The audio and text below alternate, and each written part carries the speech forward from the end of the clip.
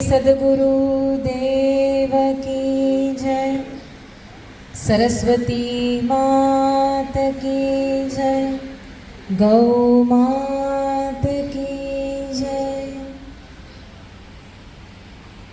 બહુ આનંદ થયો કે આટલા નાના બાળકોને આજે પોતાની સંસ્કૃતિ વિશે કંઈક જાણવું છે, એવી કંઈક ઈચ્છા છે ને એવી ઈચ્છા લઈને તમે અહીંયા પધાર્યા છો, આશ્રમમાં આવ્યા છો, તો ખૂબ ખૂબ તમારું સ્વાગત છે અને આનંદની વાત પણ છે।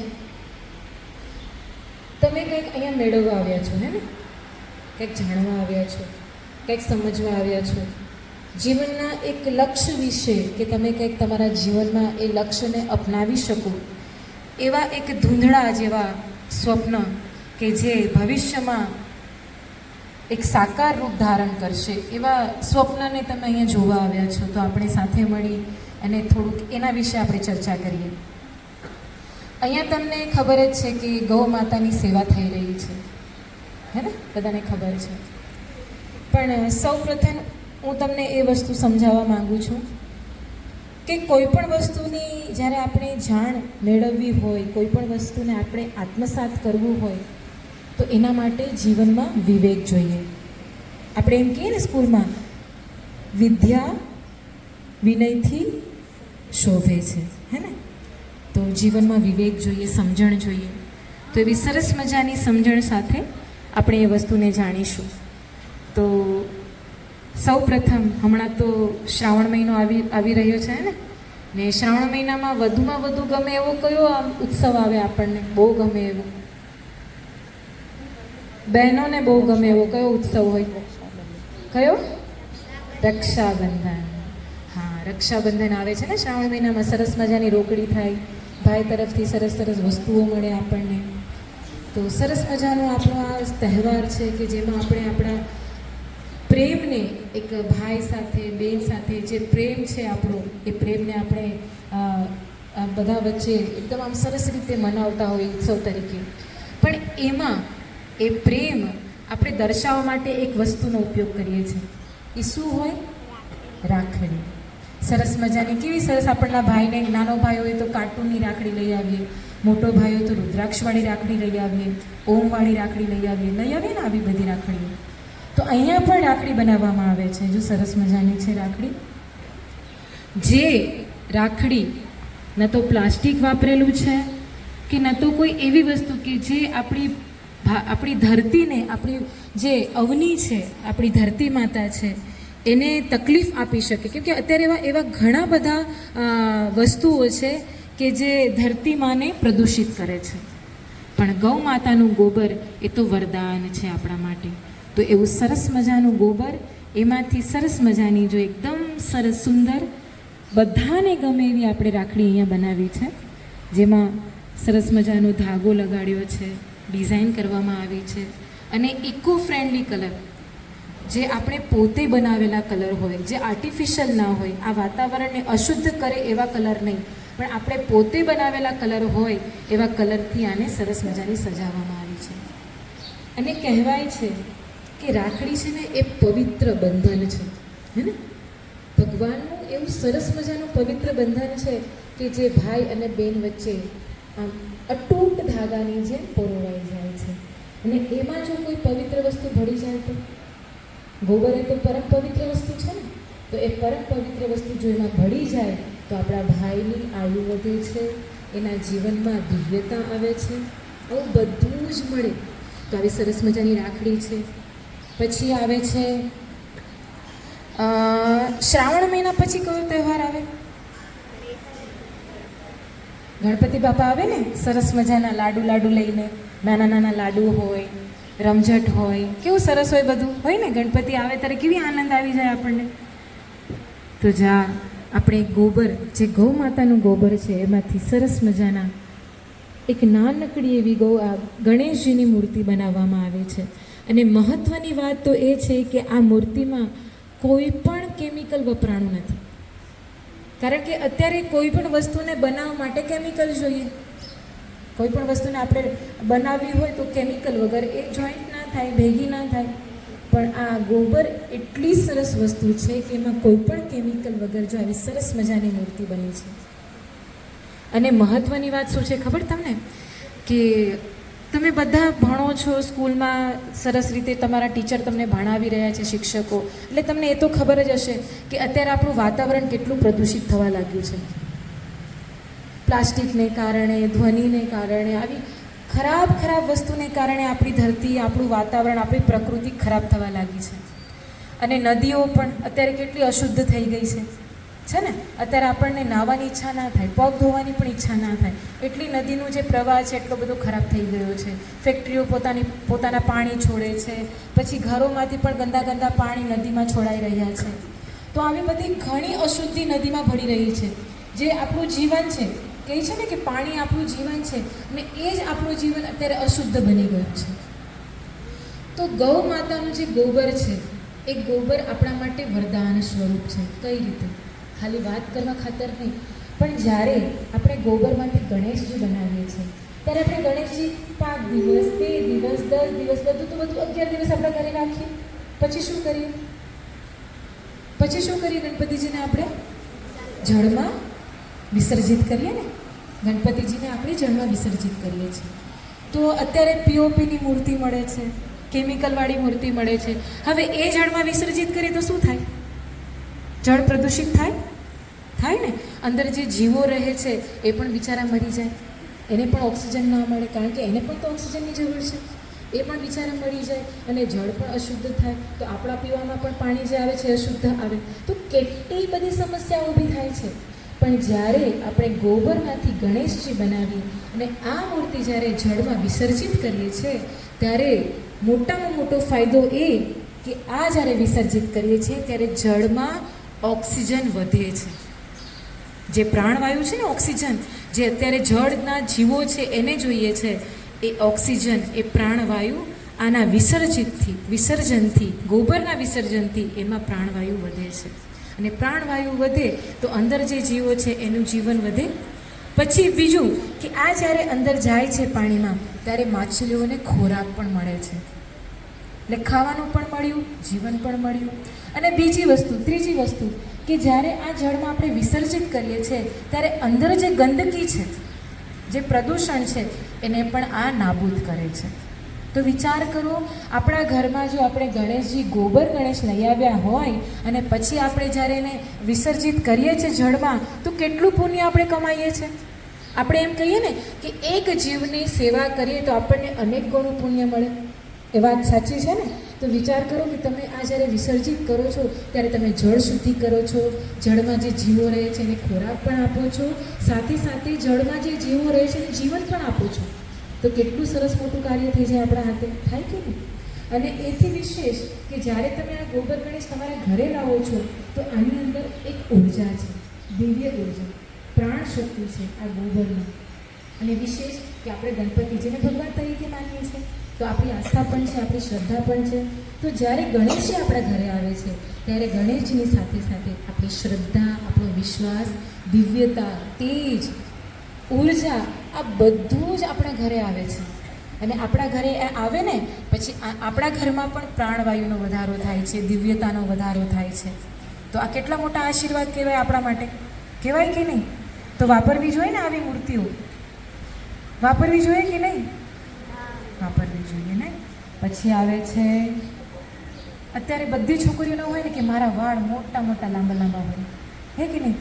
મારા વાળ ખરવા ના જોઈએ, સરસ મજાના સિલ્કી હોય અને મોટા મોટા હોય, અને આમ છૂટા રાખીને હું ફરું, હે કે નહીં? થાય ને? બધાની ઈચ્છા આવી હોય. તો એવી રીતે જ ગૌ માતાના ગૌમૂત્રમાંથી જો સરસ મજાની ઔષધિ નાખી અને શેમ્પૂ બનાવવામાં આવ્યું છે, કે જેમાં કોઈ આર્ટિફિશિયલ કેમિકલ નથી અને એકદમ જે શુદ્ધ ઔષધિ છે, આવલા છે, શિકાકાઈ છે, પછી અરીઠા છે, આ અને સાથે ગૌમૂત્ર જે પરમ પવિત્ર છે, આ બધાને મિક્સ કરી આનું મિશ્રણ બનાવી અને આ શેમ્પૂ તૈયાર કરવામાં આવ્યું છે. તો આ એક વસ્તુ છે. પછી અત્યારે બધાને વધારેમાં વધારે શું ગમે? ખબર છે શું ગમે? બહુ જ ગમે બધાને, જે બીજાને ના ગમે. અને એક વસ્તુને કારણે ઘરના બધા સદસ્યો અલગ અલગ થઈ જાય છે. શું હશે આ? બધા સદસ્યો ઘરમાં રહેવા છતાં પણ બધા અલગ અલગ રહે છે. કઈ વસ્તુ હશે આ?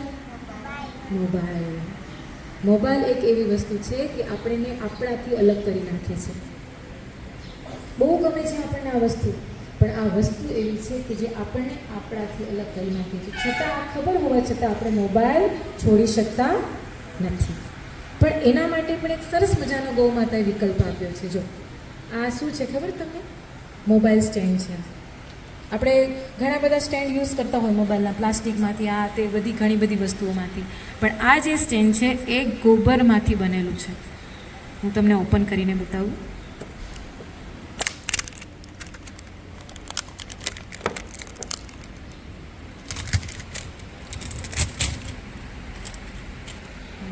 તમે મોબાઈલ આપશો તમારો?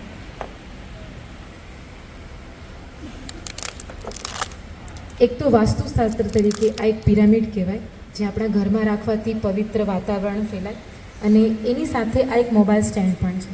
હવે તમને તો બહુ જ શોખ છે મોબાઈલ જોવાનો, હે ને? અમને શું, અમારા ટીચર લોકોને, અમને બધાને શોખ હોય ને મોબાઈલ જોવાનો. તો હાથમાં કેટલો ટાઈમ આપણે રાખી શકશું? એટલે આપણે એક સરસ મજાનું સ્ટેન્ડ બનાવ્યું છે જે પિરામિડ ટાઈપ છે, અને વાસ્તુશાસ્ત્ર તરીકે પણ આનો સારો ઉપયોગ થાય છે. પ્લસ મોબાઈલ રાખવા માટે આમ પણ આપણે રાખી શકીએ, પિક્ચર જોવું હોય તો આમ પણ આપણે રાખી શકીએ, હે ને?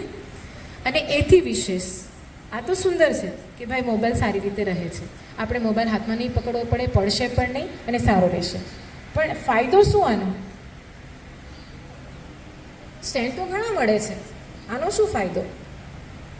તો આનો ફાયદો એ છે કે ગોબરમાંથી આ બનેલું છે ને, એટલે મોબાઈલના જે રેડિયેશન છે ને એ રેડિયેશનને ઓછા કરી નાખે. મોબાઈલ ખરાબ નથી, પણ મોબાઈલના જે રેડિયેશન છે ને બહુ જ ખરાબ છે. એ આપણા હાર્ટને અસર કરે છે, માઇન્ડને અસર કરે છે, આપણા માઇન્ડને વીક કરી નાખે, આપણા હાર્ટને વીક કરે છે, આપણી બોડીને વીક કરે. આટલા ખરાબ છે આ રેડિયેશન. તો એ રેડિયેશનને આ મોબાઈલ કાપી નાખે છે. મોબાઈલનું જે સ્ટેન્ડ છે ને, તો એનો આ સરસ ઉપયોગ છે. પછી જો આ સરસ મજાના આપણે ગોળ ગોળ શું બનાવીએ છાણામાંથી? નહીં, છાણમાંથી શું બનાવીને કાંઈ બધું નહીં, છાણા બનાવીએ ને, તો જો સરસ મજાના નાના નાના છાણા બનાવવામાં આવ્યા છે. પણ આની વિશેષતા એ છે કે આ છાણાની અંદર હુદ્રવ્ય આવે ને, હવન કરવા માટે તેલ, તલ, જવ આવું બધું મિક્સ કરીને હુદ્રવ્ય બનાવવામાં આવે. તો આ બધી હવન સામગ્રી પણ આમાં છે. સાથે સાથે ગુગળ એ પણ આમાં નાખેલું છે. તો અત્યારે તો બધા હવન ના કરી શકે. ઘરે તમે હવન કરી શકો? રોજ હવન કરી શકો? સવારે ઉઠવાનું જ કંટાળો આવતો, હવન કોણ કરવાનું છે, હે ને? તો આપણે રોજ તો હવન ના કરી શકીએ, તો શું કરવાનું? તો આ જે છે છાણા, એની અંદર હુદ્રવ્ય નાખેલું છે, ગુગળ નાખેલું છે. તો ઘરમાં જ્યારે આપણે આ એક જ ટીકિયા ખાલી પેટાવીને રાખી દઈએ ભગવાન સામે, તો હવન કરવાથી જેટલું આપણને ઉર્જા મળે, જેટલો ફાયદો થાય ને, એ માત્ર આ એક ટીકિયા પેટાવાથી આપણને મળી જાય છે. કારણ કે કોઈ પણ વસ્તુ આપણે શું કામ કરીએ કે આપણું વાતાવરણ શુદ્ધ થાય, આપણને ઉર્જા મળે. તો માત્ર એક ટીકિયા જો આપણે આપણા મંદિર સામે પેટાવી દઈએ અને ત્યાં રાખી દઈએ, તો આખા ઘરમાં પવિત્ર વાતાવરણ થાય છે, પ્રાણવાયુ મળે છે, દિવ્યતા મળે છે. અને હવન કરવાનું જે પુણ્ય છે એ પુણ્ય માત્ર એક ટીકિયા પેટાવાથી આપણને મળે છે. તો આટલો સરસ આનો ફાયદો છે. પછી આવે છે આપણે અગરબત્તી લઈએ ને, સારી સારી સુગંધવાળી અગરબત્તી લઈ આવીએ, પણ એ સુગંધવાળી અગરબત્તી ધીરે ધીરે આપણા હાર્ટને ખરાબ કરે છે, કારણ કે એમાં કેમિકલ નાખેલું હોય છે. બધા કેમિકલ પદાર્થો એમાં નાખીને મિશ્રણ કરીને પછી બનાવવામાં આવે છે. તો અહીંયા જો આપણા ગૌશાળામાં આપણા જે છોકરાઓ છે એ બધાએ મળીને ધૂપબત્તી બનાવી છે. આવી જો ધૂપબત્તી છે જે ગોબરમાંથી, ગુગળમાંથી બનાવવામાં આવે છે. અને અગરબત્તીમાં એવું કહેવામાં આવ્યું છે શાસ્ત્રમાં કે અગરબત્તીમાં જે દાંડી આવે ને અંદર લાકડી જેવું આવે, એ બાંબુની હોય. તો શાસ્ત્રમાં એવું કીધું છે કે બાંબુ છે ને એ ક્યારેય પેટાવાય નહીં, એનાથી પ્રદૂષણ વધે, કાર્બન ડાયોક્સાઇડ વધે. તો એ વર્જિત છે, આપણા શાસ્ત્રોમાં કીધું છે. તો આમાં એક કોઈ પણ વસ્તુનો ઉપયોગ નથી કર્યો, માત્ર ગોબર અને ગોગળનો ઉપયોગ કરી અને સરસ મજાની ધૂપબત્તી પેટાવવામાં આવી છે. હવે ઓલી અગરબત્તી પેટાવે તો આપણે સફોકેટ, એટલે થોડુંક આપણને આ ગૂંગળામણ થાય, બંધ રૂમમાં આપણે બેસી ના શકીએ. પણ આ ધૂપબત્તી એવી છે કે તમે ઘરમાં પેટાવી અને બારણા બંધ કરીને પણ બેસો ને તો તમને કાંઈ પ્રોબ્લેમ નહીં થાય, કોઈ પણ સમસ્યા ઊભી નહીં થાય. તો આવી સરસ મજાની ધૂપબત્તી છે.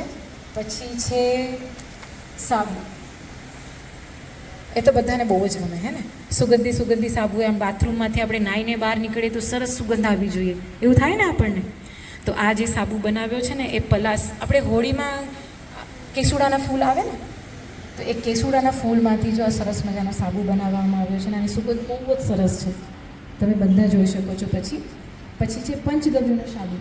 આ પંચગવ્યના સાબુમાં પણ ગૌ માતાનું જે પંચગવ્ય છે, દૂધ, દહીં, ઘી જે આવે છે ને, 5 ગવ્ય, ગોબર અને ગૌમૂત્ર, એ બધાનું મિશ્રણ કરી અને સરસ મજાનો સાબુ બનાવવામાં આવ્યો છે. હવે કોઈ ગોબરથી તો નાશે નહીં. હું તમને એમ કહું કે તમે ગોબરથી ના આવો તો તમે નાશો? કોઈને ના ગમે, હે ને, અત્યારના સમયમાં તો. પણ બહુ પવિત્ર ગોબર છે ને એનાથી આપણા પ્રાણવાયુ માટે છિદ્ર પણ ઓપન થઈ જાય અને સારી રીતે આપણે ઓક્સિજન લઈ શકીએ, પણ આપણે નહીં કરીશું. તો એ જ રીતે અહીંયા આશ્રમમાં, અહીંની સંસ્થામાં પંચગવ્યનો સાબુ બનાવવામાં આવ્યો છે, જેથી કારણે આપણે પંચગવ્યને આપણા શરીરને અડાડી શકીએ. તો આવું સરસ સાબુ છે. પછી આપણે ઘરમાં પોતું મારીએ કે નહીં, હે ને, તો એ પોતું મારીએ ત્યારે સરસ મજાની સુગંધી જો ફિનાઇલ મળી જાય તો ઘરમાં કેવું સરસ આમ મજા આવે ને બેસવાની.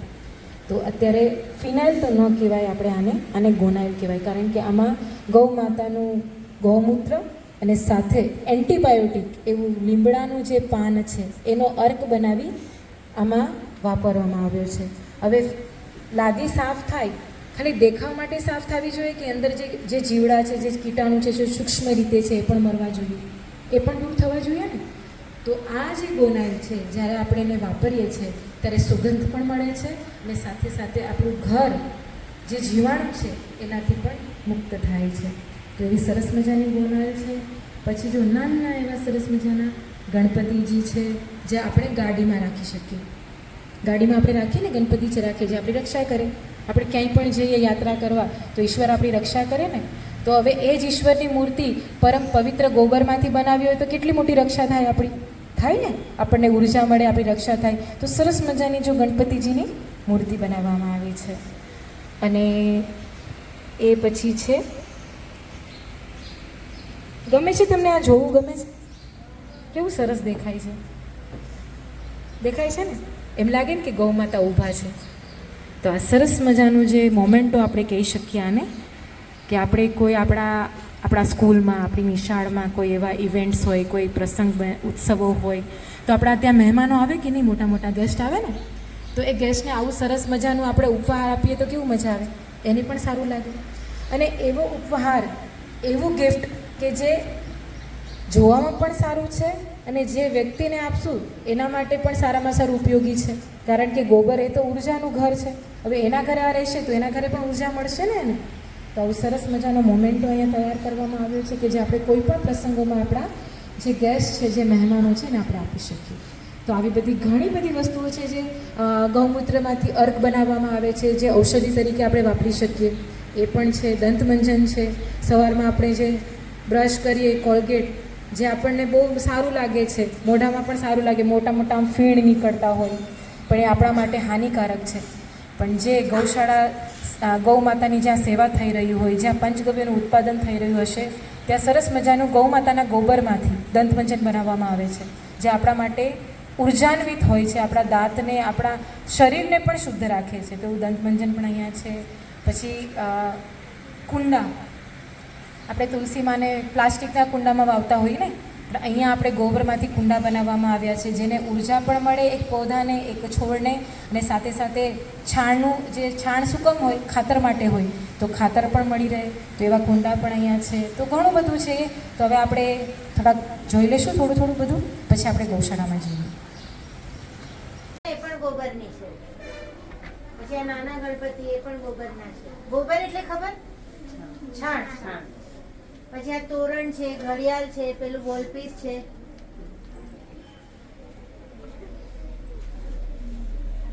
જો આમાં ફેસ પેક છે, જો તમને ગોરું ગોરું થવું ગમે કે નહીં? દંતમંજન છે. આ બધી નીચે છે એ ઔષધિઓ છે. આ ફેસ પેક છે. મુલતાની માટીમાં પંચગવ્ય નાખી અને બનાવેલું છે. એનાથી ખીલ ના થાય, પછી સ્કિનની અમુક ડાર્કનેસ ને આને તે બધું એનાથી ઘણું સારું છે. આ ગણપતિ તો આપણે જોયા તો બારે છે. પછી આ મોબાઈલ સ્ટેન્ડ આપણે બહાર જોયું. પછી કુંડાનું કીધું હતું ને, એ જો આ કુંડા આવી જાઓ એટલે દેખાય બધાને. આવી જાઓ. આ કુંડા, આમાં આપણે છોડ રોપી અને પછી નીચે જમીનમાં રાખી દઈએ તો ખાતરનું પણ કામ કરે અને છોડ પણ મોટો થઈ જાય.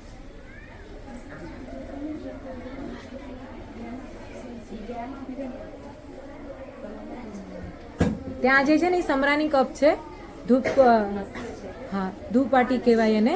તો એ પણ જો સરસ રીતે ગુગળ નાખીને બનાવેલા છે, એ બધું જોતા જાઓ. તોરણ છે ગોબરના. પેટમાં દુખે તો પીવાનું.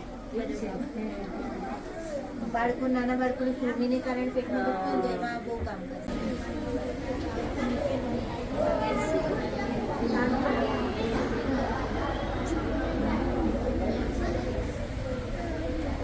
ચાલો જાતા જાઓ ને બહાર નીકળતા જાઓ, અંદર જોઈ જોઈને વ્યવસ્થિત બધું જોજો. હા સરસ મજાનું જે બનાવેલું છે. શું ગોળ ગોળ? તેને ધૂપવાટી કહેવાય. ધૂપવાટી જે આપણે છાણાનો નાના નાના છાણા જોયા હતા ને ગુગળવાળા, સેમ એ રીતે જ હોય, પણ એમાં વધારે ઉપરથી ગુગળ એડ કરેલો હોય. ધીરે ધીરે જાઓ, જોતા જાઓ, બધું સરસ જો અંદર છે ને આવું બધું આપણે શીખવાનું છે હે ને.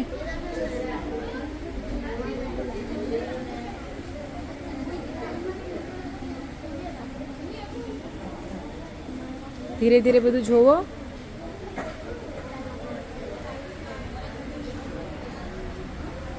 વિશેષ શું દેખાય? શિવલિંગ આપણે ઘણા જોયા હોય, પણ અહીંયા કંઈક અલગ દેખાય ને શિવલિંગ. આવું શિવલિંગ ક્યારે જોયું છે? આ શિવલિંગ શેનું બનેલું છે ખબર છે?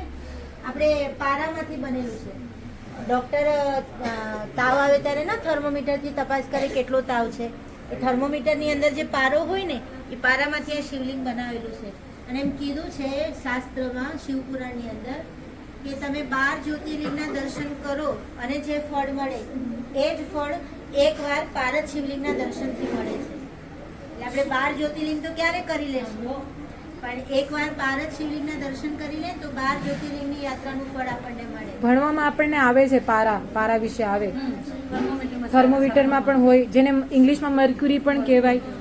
તો એ બધું જો એનાથી આ બનાવે. મર્ક્યુરી એકદમ પ્રવાહી હોય, હાથમાં પકડાય પણ નહીં. હાથમાં લઈએ તો છૂટી જાય ને અગ્નિમાં તમે રાખો ને તો બાષ્પીભવન થઈ જાય. પ્રવાહી ધાતુ છે, ધાતુ કોઈ દિવસ પ્રવાહી નહીં હોય, આ એક જ ધાતુ પ્રવાહી છે.